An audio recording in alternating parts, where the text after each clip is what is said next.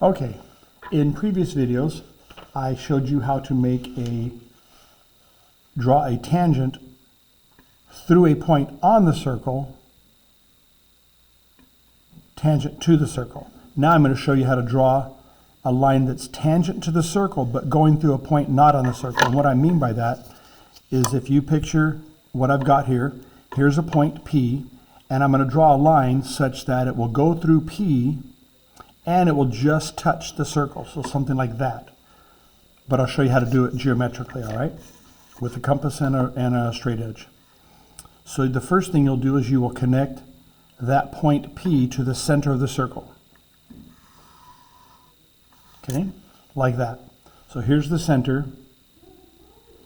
And then you're going to construct a perpendicular bisector. So as with all perpendicular bisectors, you'll set your compass to be more than half the distance, and you'll make an arc above and below, and you'll repeat the process from the other side. There. You'll connect those two.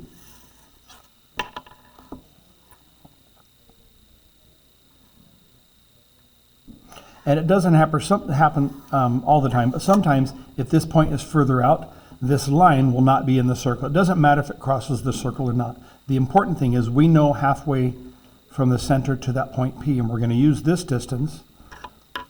We're going to set our compass to that distance now. So set your compass to this distance. Let me see.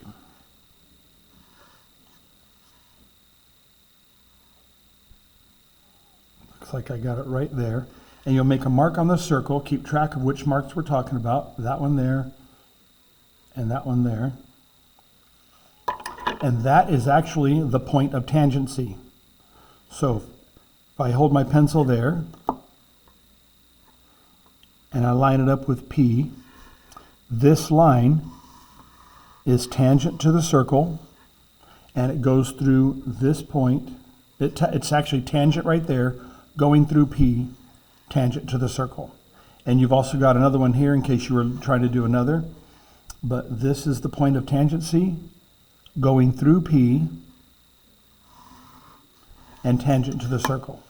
Something you need to know, and we've discussed it before, but this radius going from the center of the circle to the circle at that point of tangency creates a 90-degree angle. So this is perpendicular right here.